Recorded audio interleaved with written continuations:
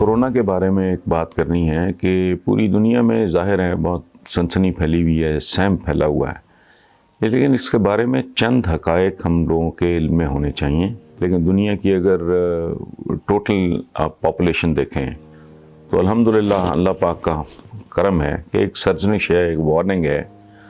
یہ وائرس نہیں، میں اس کو ڈے ون سے ایک وارننگ سمجھ رہا ہوں، اور یہ وارننگ پورے بنی نوع انسان کے لیے ہے۔ اس کی وجہ ہے ہم نے اس کو میں نے پہلے بھی عرض کیا تھا کہ ہم اس دنیا کے مالک نہیں ہیں، ہم کرایہ دار ہیں۔ ہمارا مختصر سا سٹے ہوتا ہے، ہم آتے ہیں چلے جاتے ہیں۔ ہم نے اس دنیا کے ساتھ، ہم سے میری مراد بنی نوع انسان نے، all of us، کیا یہ جیسے یہ کلی طور پہ ہماری کوئی اجارہ داری ہے، نہیں، پارٹنرز ہیں۔ یہ سمندری مخلوق ہے، یہ جو حشرات الارض ہیں، بے شمار جو بیکٹیریا ہے، جنگل کی جو آبادی ہے، یہ شیر چیتے، یہ اس کا کرائے کے گھر میں یہ بھی ہماری طرح ہیں۔ ہمیں اس کا کرایہ، ہم چونکہ اشرف المخلوقات ہیں، یا ہمیں کہا جاتا ہے، سمجھا جاتا ہے، تو ہماری ذمہ داری ذرا زیادہ بنتی ہے، ورنہ ساری سمندری مخلوق، یہ چھوٹی چھوٹی چڑیاں، یہ بلبلیں، یہ گلہریاں، یہ جگنو، یہ تتلیاں، یہ ہم سب کا ہے۔ ہم نے یہ سمجھ لیا کہ جیسے ہماری کو ٹوٹل منوپلی ہو۔ میں 2 دن پہلے میں نے ایک ادارہ ہے یہاں جنگلی حیات کے تحفظ کا، اس کے ایک بڑے سینئر آفیشل نے ایک ایسی خوبصورت بات کی ہے۔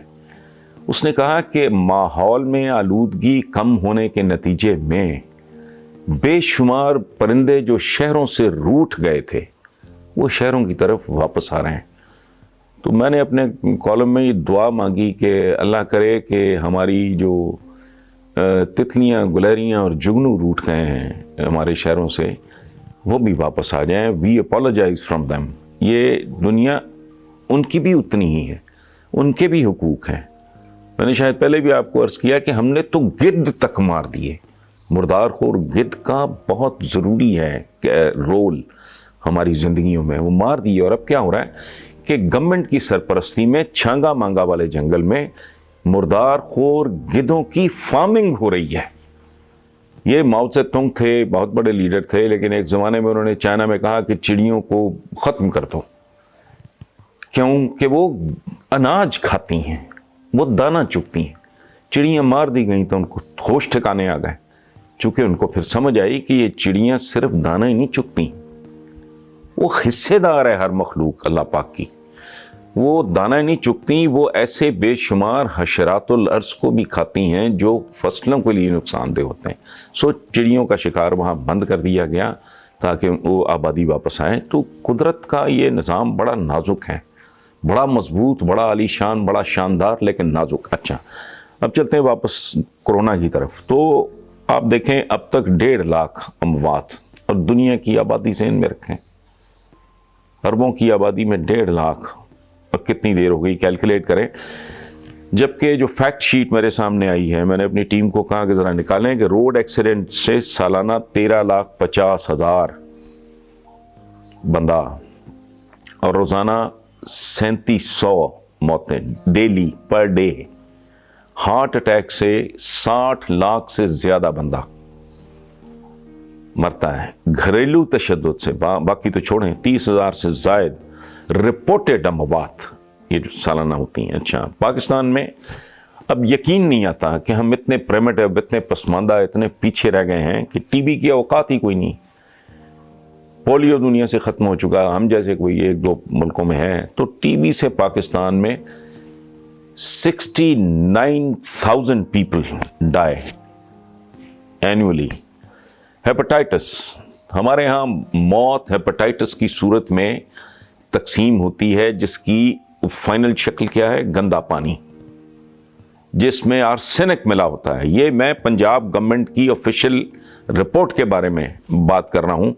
تو ہیپاٹائٹس سے 1,30,000 اموات سالانہ، اور شرمندگی کی بات ہے، دکھ کی بات ہے، ندامت کی بات ہے، لیکن حقائق ہیں، میں آپ کے ساتھ شیئر کر رہا ہوں۔ صرف تھر میں پچھلے سال بھوک سے، غذا کی کمی سے 820 بچے، ان میں شاید کوئی آئنسٹائن ہوتا، کوئی نیوٹن ہوتا، کوئی ایڈیسن ہوتا،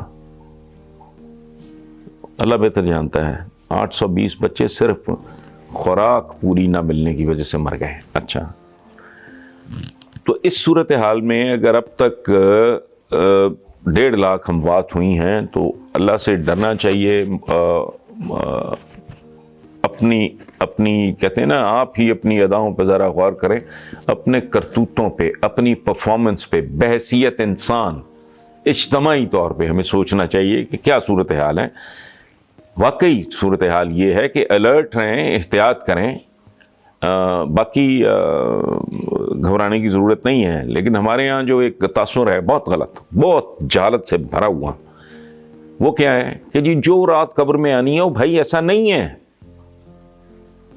ایوریج عمر اگر آپ دیکھو، اوسط عمر اگر آپ دیکھو، اسکینڈینیویا کی اور ہے، پاکستان کی بالکل ہی کہیں سے کہیں پہنچی ہوئی ہے۔ مہذب دنیا میں جہاں ٹریٹمنٹ ہے، جہاں انوائرمنٹ خوبصورت ہے، جہاں خوراک خالص ہے اور بہتر ہے، جہاں غیر ضروری ٹینشنز نہیں ہیں، وہاں ایوریج عمر زیادہ ہے۔ تو اس کا مطلب ہے جو رات قبر میں آنی ہوتی ہے، وہاں وہ رات ذرا آگے چلی جاتی ہے، کو 10 15 20 سال آگے چلی جاتی ہے۔ یہ غلط ہے۔ اور پھر جو کہتے ہیں جی موت تو جب آنی ہے تو آنی ہے، وہ ایسا نہیں ہے۔ جس کا یہ کلیم ہے کہ جب آنی ہے تو آنی ہے، اس کا یہ مطلب نہیں ہے۔ بات درست ہونے کے باوجود غلط ہے۔ اگر ایسی بات ہے جس کا یہ بڑا دعویٰ ہے، وہ مینار پاکستان پہ چڑھ کے چھلانگ مارے، پھر میں دیکھتا ہوں کیسے نہیں آتی۔ ایسا نہیں ہے۔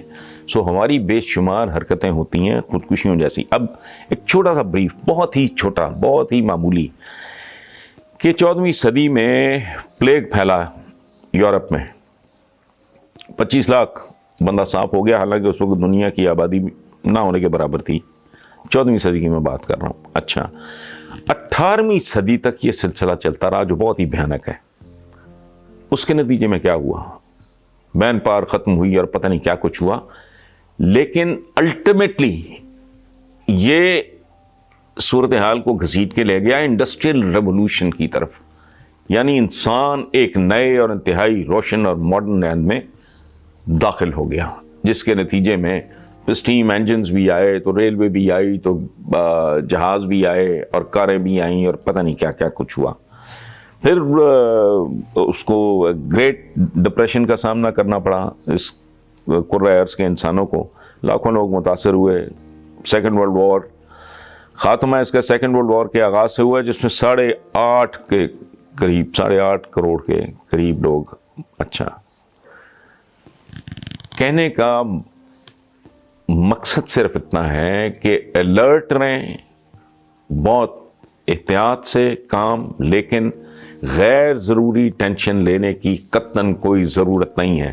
ہماری تو بنیادی تربیت ہے اعتدال اور میانہ روی کی، میں پہلے بھی عرض کر چکا ہوں، اور اعتدال اور میانہ روی کا حکم ہے ہمیں عبادت سے لے کے کھانے میں۔